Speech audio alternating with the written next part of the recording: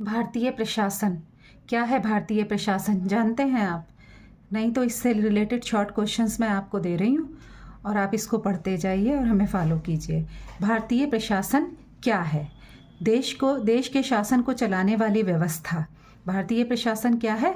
देश को चलाने वाली शासन व्यवस्था। ठीक है, नीतियों को ज़मीन पर लागू करती है ये।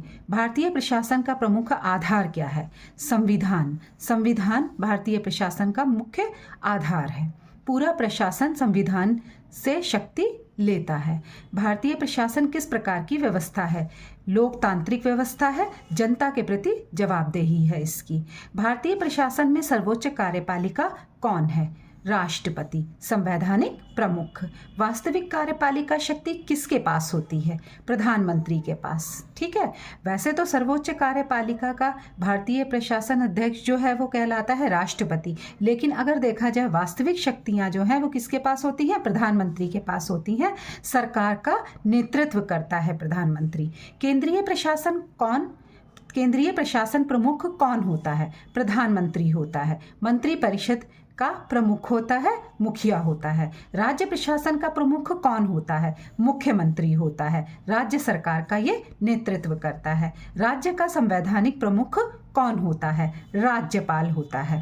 कौन होता है? राज्यपाल होता है। और राज्यपाल राष्ट्रपति का प्रतिनिधि होता है, क्योंकि हर राज्य में जो राज्यपाल होते हैं उनको मनोनीत करने का अधिकार किसके पास है? राष्ट्रपति के पास है। लोक सेवा आयोग का कार्य क्या है? भर्ती करना। किसकी भर्ती करना? यूपीएससी और पीएससी अधिकारियों की नियुक्ति करना, यानी पब्लिक सर्विस कमीशन के अधिकारियों की नियुक्ति करना। यूपीएससी का पूरा नाम क्या है? Union public service commission. ये केंद्रीय सेवाओं की परीक्षा कराता है। बहुत सारे बच्चे यूपीएससी की तैयारी भी कर रहे होंगे। इसका नाम याद कर लीजिए, इसकी फुल फॉर्म याद कर लीजिए, यूनियन पब्लिक सर्विस कमीशन। ये केंद्रीय सेवाओं की परीक्षा करवाता है।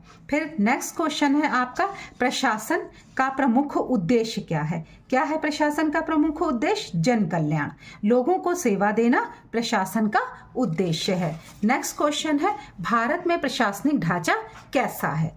कैसा है? संघीय है। भारत में प्रशासनिक ढांचा कैसा है? संघीय है। केंद्र और राज्य सरकारें दोनों हैं। कैबिनेट सचिव किसका प्रमुख होता है?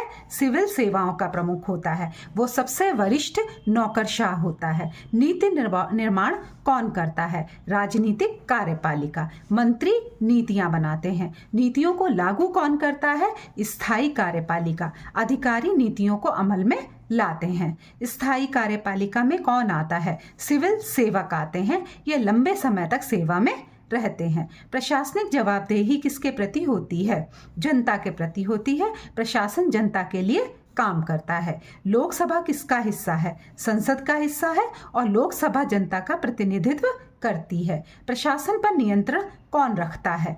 विधायिका रखती है। संसद सवाल पूछकर नियंत्रित रखती है। किसको? विधायिका रखती है। न्यायपालिका प्रशासन को कैसे नियंत्रित रखती है? न्यायिक समीक्षा से। न्यायिक समीक्षा से न्यायपालिका प्रशासन को नियंत्रित रखती है। अवैध कार्यों को रद्द कर सकती है। केंद्रीय सचिवालय कहाँ है? नई दिल्ली में है। यहीं से केंद्रीय प्रशासन चलता है। फाइल प्रणाली किससे जुड़ी हुई है? प्रशासनिक कार्य से जुड़ी है। निर्णय लेने की आधिकारिक प्रक्रिया है ये। राजस्व प्रशासन किससे जुड़ा है? कर वसूली से राजस्व प्रशासन जुड़ा हुआ है। सरकारी आय का प्रबंधन कौन करता है? राजस्व प्रशासन ही करता है। ठीक है, राजस्व प्रशासन ही करता है। पुलिस प्रशासन किसके अधीन होती है? पुलिस प्रशासन किसके अधीन होती है? राज्य सरकार के अधीन होती है। कानून व्यवस्था राज्य का विषय है। आईपीएस अधिकारी किस क्षेत्र में कार्य करते हैं? पुलिस व सुरक्षा, आंतरिक सुरक्षा संभालते हैं।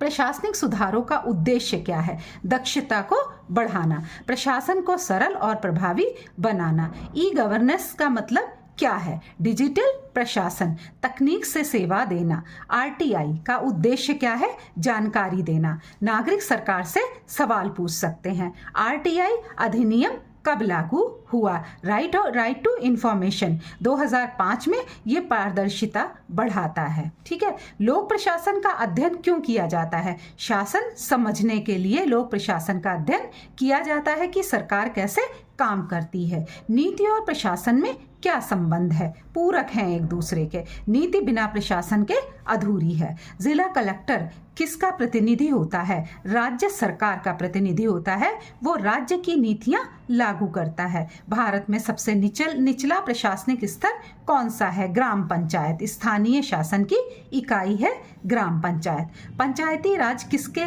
कितने स्तर होते हैं? पंचायती राज के 3 स्तर होते हैं, ग्राम, ब्लॉक और जिला। नगर प्रशासन का प्रमुख कौन होता है? नगर आयुक्त। इसको मेयर भी कहा जाता है। नगर आयुक्त नगर प्रशासन का प्रमुख होता है। इसको मेयर भी कहा जाता है। ये शहर का शासन संभालता है। नेक्स्ट क्वेश्चन, लोक सेवकों की नियुक्ति किस पर आधारित है? किस पर आधारित है? मेरिट पर, योग्यता के आधार पर चयन किया जाता है। सिविल सेवा की स्थायित्व का कारण क्या है? निष्पक्षता। सरकार बदलने पर भी सेवा जारी रहती है। सरकार हमारी 5 साल के बाद हट जाती है, लेकिन सिविल सर्विस में जितने भी सदस्य हैं, अधिकारी हैं, वो अपना कार्य सुचारू रूप से करते रहते हैं। प्रशासन में लाल फीताशाही क्या है? अत्यधिक प्रक्रिया, काम में अनावश्यक देरी। यानी कि कोई भी काम कराने जा रहा है तो ये पेपर लाओ, ये पेपर लाओ, और उन पेपर्स की ज़रूरत नहीं है, फिर भी काम को अनावश्यक तरीके से आगे बढ़ाया जा रहा है, इसको विलंब किया जा रहा है। प्रशासनिक नैतिकता का अर्थ क्या है? ईमानदारी। प्रशासनिक नैतिकता का अर्थ है ईमानदारी, कर्तव्यनिष्ठ व्यवहार। लोकपाल किससे जुड़ा है? भ्रष्टाचार नियंत्रण से। लोकपाल भ्रष्टाचार नियंत्रण से जुड़ा है, शिकायतों की जांच करता है। ये केंद्रीय सतर्कता आयोग का कार्य क्या है? भ्रष्टाचार पर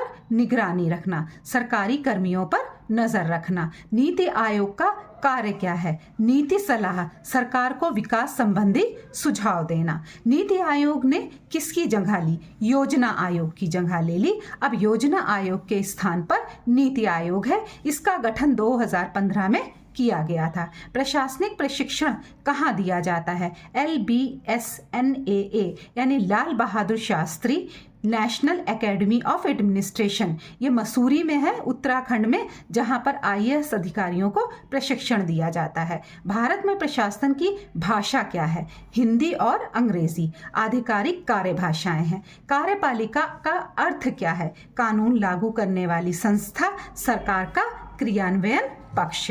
नेक्स्ट क्वेश्चन देख लीजिए आप लोग।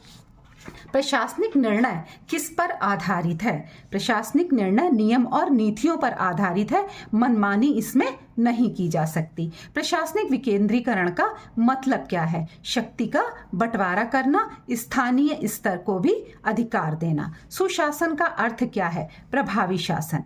सुशासन का अर्थ है प्रभावी शासन, पारदर्शी और जवाबदेह शासन। भारतीय प्रशासन का अंतिम लक्ष्य क्या है? लोक कल्याण।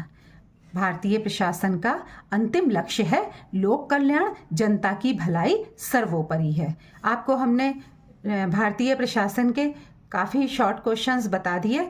अगर ऐसे ही शॉर्ट क्वेश्चन चाहते हैं आप तो हमें फॉलो करते रहिए। कमेंट में सब कुछ समझ में आ रहा है यस लिख करके भेजिए, और जो है सब्सक्राइब कीजिए चैनल को, बेल आइकन दबाइए ताकि आपके पास हर दिन नई वीडियो पहुंचती रहे। Thank you.